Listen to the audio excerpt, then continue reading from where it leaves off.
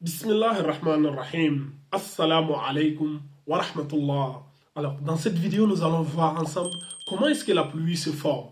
Voilà, quel est le processus qui rentre en action. Et vous allez voir, subhanallah, Allah subhanahu wa ta'ala, il nous a détaillé tout le processus dans le Coran.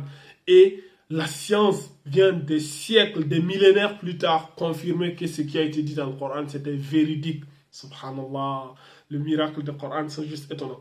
Alors, je vais vous prendre deux versets. Le premier verset qu'on va décortiquer ici, c'est dans la sourate Al-Baqarah, la sourate 2, verset 22. Allah subhanahu wa ta'ala, il nous dit ceci.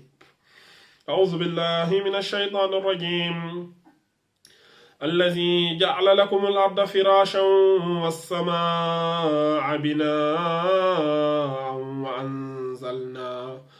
وأنزل من السماء ماء فأخرج به من الثمرات رزقا لكم فلا تجعلوا لله أندادا وأنتم تعلمون. Allah il nous dit ceci. C'est lui qui vous a fait de la terre pour lit.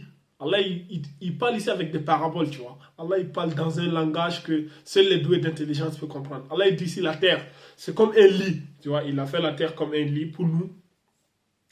Et le ciel comme un toit. Allah il nous dit le ciel comme un toit. Qui précipite la pluie du ciel et par elle fait surgir toutes sortes de fruits, etc., etc., jusqu'à la fin. Ici, la partie qui nous intéresse ici, c'est quoi? Allah, il a parlé en termes de paraboles, de métaphores. Il dit la terre, c'est comme un lit et le ciel est comme un toit. Et de ce ciel-là, Allah, il fait précipiter, tu vois, de la pluie. C'est de ce ciel-là que la pluie tombe. De quel ciel Allah, il nous parle ici?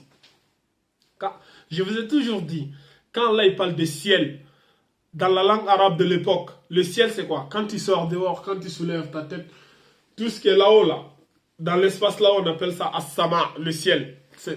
Allah, il parle ici de l'atmosphère. Quand il parle de ciel ici, c'est l'atmosphère qu'Allah vise ici. Parce qu'il a dit le toit. L'atmosphère, c'est un toit. Déjà, il empêche que les rayons ultraviolets du soleil qui sont violents, qui foncent tout droit vers nous, et l'atmosphère bloque. Il empêche que ces rayons-là entrent en contact avec nous les humains. Parce que s'ils rentrent en contact avec nous, nous allons tous crier, nous allons nous transformer en barbecue, tu vois. Et l'atmosphère, il nous protège de ça. Il y a les météorites, il y a les machins là-haut, là. Quand ça fonce sur la terre comme des missiles, l'atmosphère les bloque et les rejette là-haut, tu vois. Subhanallah, l'atmosphère, c'est vraiment un toit qui nous protège, tu vois. Et Allah, il dit, et de ce ciel-là, tu vois, Allah, il dit, c'est-à-dire de ce ciel qu'Allah, il fait, de ce ciel qu'Allah, il fait descendre la pluie. Et la pluie, c'est prouvé que la pluie se forme au niveau de l'atmosphère. Comment le processus se passe? Quand il fait chaud, quand il y a la chaleur, quand il y a les canicules et tout, l'eau au niveau des océans, etc., l'eau passe de l'état liquide à l'état gazeux. Quand il fait chaud, l'eau s'évapore. Ça, vous le savez tous. Quand tu mets l'eau sur ta marmite, quand ça chauffe, tu vois, ça fait des petites bulles. Ça veut dire l'eau est en train de s'évaporer. Si tu le laisses longtemps, tu vas venir voir que la quantité doit diminuer. Et c'est pareil au niveau des océans. Quand il fait chaud, l'eau s'évapore. Maintenant, quand cette eau s'évapore, c'est quoi? Il passe de l'état liquide à l'état gazeux. Donc, quand le vent vient ramasser cette eau-là qui est passée de l'état liquide à l'état gazeux. Le vent fait monter ça en altitude. Du coup, ce vent-là est constitué d'une masse d'air qui est chaude et qui est humide. C'est l'humidité, tu vois. Maintenant, cette masse d'eau, j'ai dit quoi? Cette masse d'air qui est chaude et humide, quand ça monte en altitude et que ça entre en contact avec l'atmosphère est froide. Tu vois, l'atmosphère est froide. Maintenant, quand ce vent chaud et humide entre en contact avec l'atmosphère qui est froid, c'est-à-dire l'eau va repasser de l'état gazeux à l'état liquide. Et ça va se stocker là-haut, là. Maintenant, quand ça va se stocker en grande quantité, tu vois, ça va devenir lourd. On aura une énormité de masse d'eau qui est stockée là à l'espace. Qu'est-ce qui se passe? Cette masse d'eau, cette quantité d'eau stockée retombe sur la terre sous forme de pluie. Et je vous ai expliqué dans une de mes vidéos précédentes, quand j'ai parlé du machin là, cumulo, machin bus là. Tu vois, les nuages sont lourds, tu vois, les nuages peuvent peser des centaines de milliers de tonnes. C'est-à-dire c'est cette eau-là qui va se stocker là-haut au niveau de l'atmosphère et en des tonnes et des tonnes et des tonnes jusqu'à ce que l'atmosphère ne puisse plus les supporter et ça retombe sur terre sous forme de pluie. Voilà le processus. Et c'est ça, Allah il parle ici d'abord. Il dit c'est le toit. Après de ce toit-là, il fait tomber l'eau. Mais maintenant, Allah même, il détaille la relation entre le vent, la pluie, etc. Dans la sourate Al-A'raf, dans la sourate 7, verset 57. Allah subhanahu wa ta'ala, il nous dit ceci. أعوذ بالله من الشيطان الرجيم وهو الذي يرسل الرياح بشرا بين يدي رحمته حتى إذا أقلت سحابا ثقالا سقناه لبلد ميت فأنزلنا به الماء فأخرجنا به من كل الثمرات كذلك نخرج الموتى لعلكم تذكرون. Allah nous dit ceci. C'est lui qui envoie les vents comme une annonce de sa miséricorde. Puis, lorsqu'il transporte une nuée qui est lourde, nous la dirigeons vers un pays mort, c'est-à-dire un pays où il y a la sécheresse. Puis, nous en faisons descendre l'eau. Ensuite, nous en faisons sortir toute espèce de fruits. Ainsi, nous vous ferons ressusciter le jour du jugement dernier. Mais ne vous rappelez-vous pas?